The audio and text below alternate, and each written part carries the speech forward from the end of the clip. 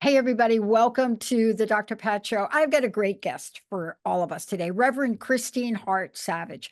And, here's what I want to talk about today. And this is what I want you to know. What the heck is it all about? Are we here for a purpose? And if you're thinking right now, I think I am or not, okay, it will come to you. Today's show will walk you through, are we here for a purpose? How do we know what it is? Is it elusive? How do I bring it into focus? Now, the reason this is so cool is that many of us, and I think when you hear from Reverend Christine Hart Savage, you're going to understand that a lot of us have periods in our life where things aren't clear. 30-year career as breathwork expert, metaphysical life coach. She has mentored thousands of people. She is an amazing speaker. Her work and her body of work, Soul Life Connection, brings all of the elusive pieces together. I get asked a lot, and here recently, how did I get from being in the streets of New York to where I am today? The answer is I had the help of a lot of people, and I had the help of a lot of people talking to me about this. Christine, it's great to have you. It's great to be here, Dr. Pat. Thank you for that lovely introduction. Well, look, you have done it all. I mean, it's almost like I like to think about all of the great work you've done to help people, like this beautiful moving fractal video, right? It's all these moving pieces that somehow you see so beautifully and are able to show them as a piece of art rather than just fractals. But this thing about purpose, this is so seriously important. If we are here for a purpose, how do we know what it is? And I want to get to the people that don't think they have one too. Go ahead. Oh, yeah. That's a really important point because we all have a purpose. We all have a purpose. And I'm sure a lot of our viewers and listeners today will be thinking, what is my purpose? And that's what I did. I sort of always felt like I didn't fit into life, just did not fit when I was younger. And I used to think, what's it all about? I asked myself that question all the time. And in my teenage years, a lot, where I had a lot of issues and started to drink a lot, was very depressed and having anxiety attacks. And I just didn't get it. It's like, I don't get life. I just don't fit. Is there something wrong with me? Am I just dumb? I just don't get it. And of course, I did the right thing and got married at 19 and then had two children.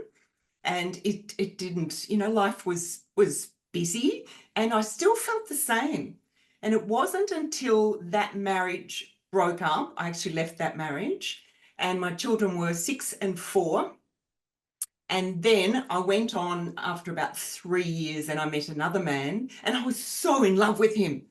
I was so in love and I just thought, oh, this will really work. And he was from a different state to me in Australia. He was working up in Queensland. I'm in Melbourne in Australia. And we ended up together, cutting a long story short, because I passed him in the corridor one day at my company and he was down from Queensland. And as I walked past him, I'd never seen him before. As I walked past him, I had this thought, I'm going to marry that man. And I thought, oh my goodness, what a ridiculous thought to have. And then I met him at a conference and it was like love at first sight, head over heels. And then I didn't see him for 12 months. And then I met him again at the next annual conference. And he asked me to marry him. So we both moved states to a different state, New South Wales, Sydney in Australia. And it was hell. It was absolutely hell for that 3 years. So my children and I had moved away from the stability of my family, my friends, and, I just kept trying and trying and trying to make it work. And it just didn't. So we moved back to Melbourne, all of us, with my then husband as well, and tried to make it work here. But it was just hell. And he used to put up this black sheet across this sort of servery through from the kitchen to a dining room. And he lived in there for the last part of our marriage. And this black sheet was this black curtain was really something that I had to deal with in my life when we actually split. And it was quite an abusive relationship. and very, sort of malignant, sort of narcissist behaviors. And when that all crashed, I crashed and went into a major breakdown. And that question of what's it all about? Here I am, I just felt like I was going to die. And I think I would have if I didn't have the two kids to think about. So they kept me going. And this black curtain, I thought, no, this is a black curtain in my soul that I have to really deal with, because they wanted to put me into hospital on drugs.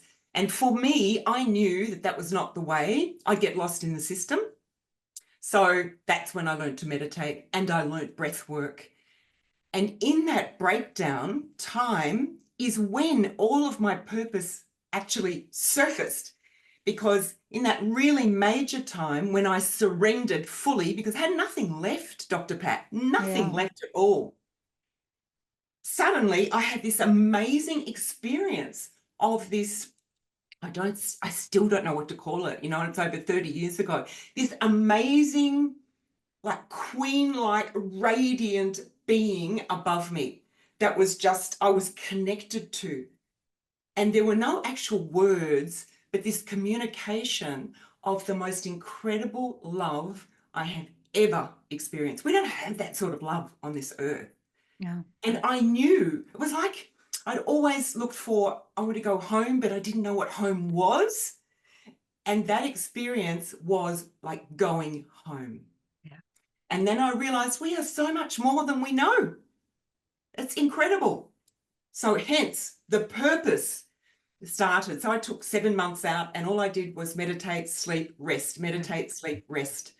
And at the time, I had to start cleaning up my life then. That's when things started to change, which I'd love to speak about as well. Let's talk about it, because I love what you just shared, because I've done a number of shows, but there's like a trend here in the conversations, and I love this one. And I want to go visit something you said real quick, because all I kept thinking about is, oh my gosh, we had such parallel paths, although I didn't have two kids. When you're in a relationship with a narcissistic behavior person, you can't see the forest from the trees. And isn't it interesting about both of us? And I even had an SDE they don't call them near death. I had an SDE in that to try to wake me up. I still didn't wake up. And it took me years later, but I wasn't evolving. I could see my passion in the show. But once that was over, it's like something burst. It's like something showed up, and it was spiritual in nature. And isn't that what you're saying? That was something for you that allowed you to, I want to use the word vaporize. Yeah. Vaporize the black sheep. I don't know if I'm making sense or not, but is that kind of what happened that helped guide you on a new pathway? Absolutely. It's this whole realization that there's so much more to us. It's like a whole new dimension in my mind opened up, a feeling opened up, a connection to something much bigger than myself that was so important. And that sort of passion started to rise and bubble up, which was much more expansive than the fear that I was experiencing. So I was having major panic attacks, like really, really strong panic attacks. I didn't believe in myself, and in the marriage, I kept giving and giving and trying harder and trying to be the best self I could be. But I was absolutely over giving constantly. It's like, what we focus on, we expand. But if you're focusing on something where you've got no boundaries and you're not filling yourself first, you end up like this completely empty wreck, which is what happened. And you can't go on like that. So I had to go through this whole time of just rebuilding and re-giving to myself, which I did through meditation. But at the time, my children really suffered through this. Yeah. Unfortunately, they really did. And one of my children went through drugs really badly for 15 years. And that same one went through anorexia and was just so incredibly sick and skinny. And my other child has MS, and not that we knew that then, but there were things happening that we didn't understand. And he also had a tumor and was having brain hemorrhages and seizures, and they didn't pick up the seizures initially. Mm. So I had all of these pressures, and I had a boss who was really quite narcissistic as well, really controlling in the job I was doing, and in this absolute terrible marriage that I was trying to make it work. So I realized then I had to clean up everything. I had to clean up my own being, my soul, get into myself, rest, heal. I sold my house. I resigned from my job. I made all these major decisions in my life and took time out to look at what next. But it took a long time. It did take time in that recovery. Yeah. But then I had this incredible passion coming up, which is sort of where you were heading with the, this evaporation sort of thing. It's like the old life goes whoosh and it does disappear. And then this new life sort of opens up, or this new opportunity. But I must say, I think often when it's that way, the passion is so huge. So I wanted to help other people that were going through anxiety, stress, overwhelm, all of that sort of thing that was causing them problems, over giving, over everything, like over loving, over giving completely, and help them, and to know that there is another part to them that is absolutely dynamic and gorgeous and wonderful and beautiful that they're connected to. Or really, we're connected to it because it's so amazing. Yeah. But we have to clean up the practical life. And sometimes, here's what I think about, and I want to ask you this question, right? I want to talk about this idea that you're in a situation that is never going to work. There isn't anything you can do about it. And yet at the same time, you're there. And there's a part of it that you're there for, and you stay there because you're afraid of what you don't know. You're afraid of what would happen. But you and I have something interesting in common, right? Because had that relationship not ended the way it did for me, I don't think I would have moved on to really take the passion I had to help other people have a powerful voice. I don't think I would have gone to that next level, because it was only after that that I physically moved. And I've said this before. Here's Jessica, me, and Heather sitting in my new basement apartment, creating the network. But that had to end, right? Now, it doesn't mean that you and I have not understood our passion and purpose all along, but it became elusive because we had this other thing. You see, our purpose was overshadowed, not by our passion pulling us forward, but by something overshadowing us to become the person we were meant to become. And I think that happens a lot for people, right? You had to have courage. I had to have courage. You had to overcome fear. I have to overcome fear on a regular basis, right? Yeah. But when we do, something happens, and people want to know, how do I align myself with my purpose? And do I have to go through a dark night to get there? But even more importantly, even if you don't go through a dark night, you are going to need the courage to take the leap, right? Certainly. Definitely. Yeah. It does take courage to dig into that part of yourself, because there's usually some sort of fear around it. For some reason, there's usually fear around it. But I agree wholeheartedly that for you and I, we had to really go through that trauma, make a different decision, and move in a different direction to uncover what is our soul's journey. Because I do believe that we are born, it is innate. We are born with a particular pathway. And I think the shadows of the soul cover up everything that is there. So we do need to clear those shadows and work through them. And, everyone's shadows, everyone has some shadows. And we all have these patterns and different traumas that we go through. Some are bigger than others, but everyone feels them. It's part of being human.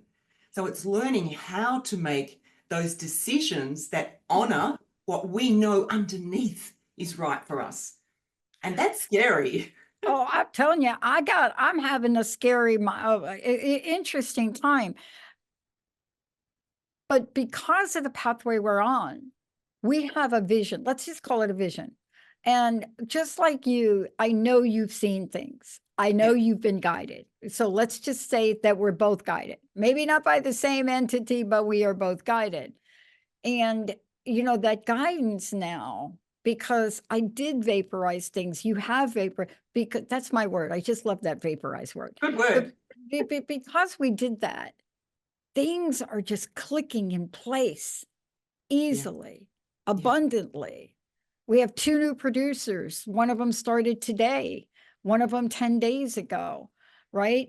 We're interviewing for additional staff. I mean, Jessica's running the show.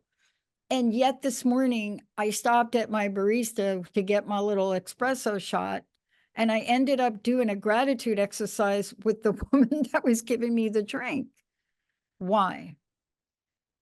I want to talk to you about this. Sometimes we know and we're called and we get afraid. Today I was asked by someone who has his own show, very prominent guy, has a great show, right? I've known him for a while. And he said to me, Pat, when did you get so silent? Right? And you could tell I was like, what the bleep are you talking, right? Yeah. Long story short, he was right. It's not that I'm silent. It's that there are things that are important to me that you can hide behind a passion to avoid what action you really should be taking. And I want to talk to you about that, because let's move us forward about what does it mean to set the stage for our next big passion event to happen. Do we need the stars to align? Do we have to be over a certain age? I mean, certainly Greta Thunberg didn't think so with what she did, but what does it take to get us out of the can I use a metaphor? Away from the black curtain, right? To pull that curtain back and emerge. What have you found for yourself? I think it's turning around, look, taking time every day to self-reflect. It's that self-reflection, going inside and saying, right, what is important here? What am I noticing? I think that daily reflection is vital. And then really feeling what it is that underneath, we know that we should be doing. And it's like, oh no, maybe it's not time to do that. It's a bit like me doing more speaking. One of my biggest fears in life was opening my mouth and speaking, like, kill me now. It was really bad. And it took me a long time. And I kept getting asked, oh, will you come on and speak about like Sacred Heart Mission, which is a big sort of charity group in Melbourne, come and speak on the show, on the radio about it. And I thought, oh my goodness, can I do that? So the week beforehand, I was just in a total state. And I went on and I was so nervous. And the guy who was running it, the host, he was fantastic and he really helped me through it. And life kept pushing me into things. Will you come and speak? Will you be, will you lead the speaking at my party? Will you do this? Life sort of gives us these opportunities. So we say yes or no, but there's something innate in us that knows that's the pathway. And when you look back on your life, you can see the opportunities and the teachings, the grooming you to be the best you can be in a certain way. I do believe that life, you don't learn it out of a book. You learn it through life experience. So it's going inside and looking at what's the next stage. Often something will be coming up to a completion in life. And it's like, okay, something major might have happened or something minor. Right. And it's, well, where to now? And there's a gap. And you think, what's the next stage? I mean, we've got freedom of choice. We don't have to do these things. But once we step into something that is innate and part of our purpose, there's Mhm. a feeling of, I'd almost say happiness. Yeah, No, that's it's a fulfillment of the heart. And totally. yeah, and even if it's scary, it's like, okay, it's time. It's time to do that thing. And you just know it. But sometimes it might take us a couple of years to step into that next stage too. It does, but that's what you did. I mean, let's talk about where you went to where you are now. Minister of Medical Physical Science. There's so much you have, there's so much you created. I mean, you went from that situation, got I call it scalable clarity, because Right. what's clear Yeah. to me today, it just kind of piles on. But now you offer certificate courses. Well, let's talk about from there, curtains down, pathways open, you've got a clean canvas, and now you step out and you create. Tell people what you created. And by the way, for people here, they can find out about you at your website, right? Yeah. We can send them to soullifeconnection.com. Yes. But here you are today. And now you've taken that blank canvas and you've painted something. Tell us what you've painted so that now you can live your passion. Yes. Well, it's quite exciting, really. So I got into the field over 30 years ago of really helping people. So I became a breath worker. I'm a breathwork trainer. So that takes in breath awareness and breath work, which is a deeper therapy type of breathing. So I've done that clinically for 30 years. And life skills. So just teaching people everything I learned, I would put down in a format. I'm a great one with pictures. I think we learn a lot by pictures. I always say I didn't go to kindergarten, so I draw really bad pictures all the time. So I would always draw things up and people would say, can I take a photo of that? And it would be a mess in the end with all the layers of the teachings, but it meant something to them. So I did that like clinically, and I've done it for groups and for corporate groups over the years, but mainly clinically. And then COVID hit and I thought, oh boy, I'm not allowed to see any clinical clients. And I thought, what does this mean for me and my work and helping people, supporting people? So I decided to learn how to do online courses. Oh my goodness, that was a journey because I am so not technical at all.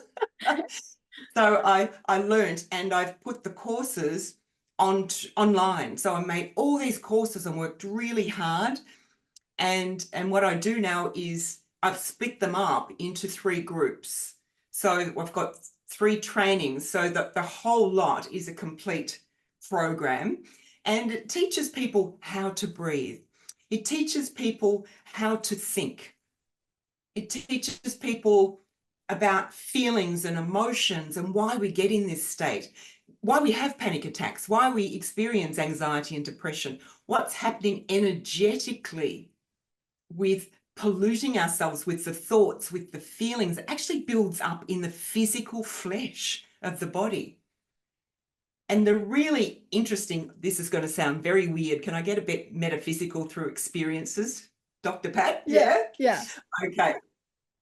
In my meditations and breath work, I was often shown this sort of, I call it a cosmic screen.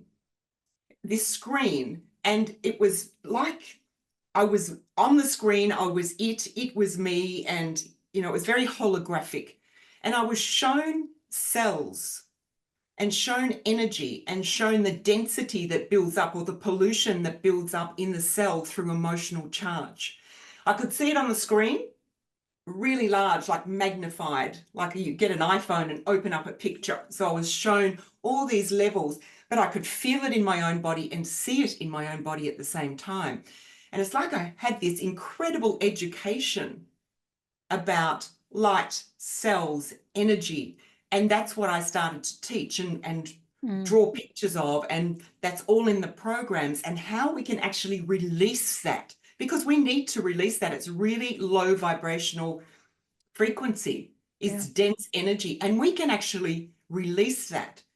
The breath is one of the easiest ways to do that too, because we don't realize what gift we've got with our breathing. Yeah. Our breathing Athletes do it has, all the time.